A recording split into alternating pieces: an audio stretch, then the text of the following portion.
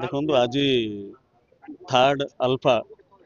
sporting club तरफ आज cricket tournament आयोजन होती खलिकोट ग्राउंड रे अल्फा क्लब स्पोर्टिंग क्लब सभापति अच्छा पूर्वतन विधायक रमेश चंद्र चाव पट्टनायक सर एवं संपादक सेक्रेटरी अच्छा बीबीएसएस जे कि विजय भास्कर सिंह सामंत आर नेतृत्व नहीं एवं आपको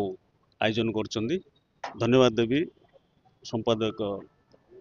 सिंह बाबू जो खेलाड़ी मान उत्साह करने जो टूर्नामेंट प्रत्येक वर्ष जो आयोजन कर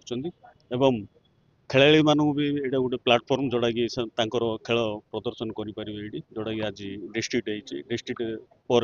स्टेट लेवल भी से खेली पारे तो धन्यवाद देवी ये क्रिकेट टूर्नामेंट आयोजन कर प्रत्येक वर्ष ये आयोजन करूँ एवं सांबादिक भाई माने आज उपस्थित अच्छा जो क्रीड़ा प्रेमी माने समस्त अच्छा अतिथि वृंद भी समस्त अच्छी आज ये खेलटा उद्घाटन कर अल्फा स्पोर्टिंग क्लब ऑर्गेनाइजर समस्त को मु पुणी थे धन्यवाद देवी ये क्रिकेट टूर्नामेंट आयोजन कर alpha sporting club cricket match आरंभ होती आज 13 तारीख पर्यटन मैच चलो आज विजय भास्कर सिंह सामंत से जिला सेक्रेटरी से सभा परिचालना करते सभार आमर विशिष्ट राजनीतिज्ञ तथा urban bank president R Mohan तथा कॉर्पोरेटर सुनामधन कॉर्पोरेटर माने तथा प्रदीप कुमार शतपथी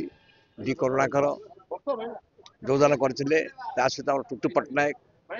नारी नेत्री एम सुजात पात्र आमर सुनामधन्य सामाजिक आमर शक्तिधर राजगुरु प्रभृति बहुत सामाजिक माने योजना करते धन्यवाद दूसरी सामाजिक समस्त को धन्यवाद उत्साहित कर आज खलिकोट और ब्रह्मपुर विषय ये आज मैच हम ये मैच चलो प्राय 20 ओवर पर्यटन चलो एथर ब्रह्मपुरवासी या उत्साहित कर मैच होपर विजुअर जो जन्मदिन जोटा कि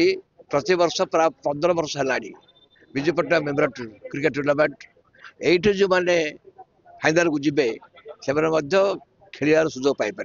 मार्च 5 तारीख दिन से खेल आरंभ हम आ खेल से प्राय 10 दिन चलो आ ब्रह्मपुरवासी गंजामवासी उपभोग करेंगे आज जो मैंने खेल आम धन्यवाद दौचु आ सामाजिक माने आप बहुत परिश्रम करके बहुत समय अपेक्षा कर क्लब तरफ धन्यवाद दूसरी मु विजय भास्कर सिंह सामंत अल्फा स्पोर्टिंग क्लब सेक्रेटरी एटा T20 ब्रह्मपुर गंजाम जिलार खलिकोट आस्का और ब्रह्मपुर मिसे 10टी दल भाग नौ तार विनर आम रखी 20,000 रनर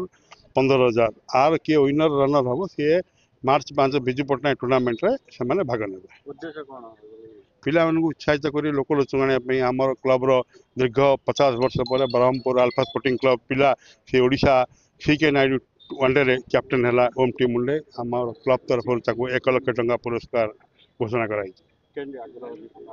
पिला बहुत आग्रह अच्छा टूर्नामेंट ग्राउंड अवस्था बहुत खराब थिला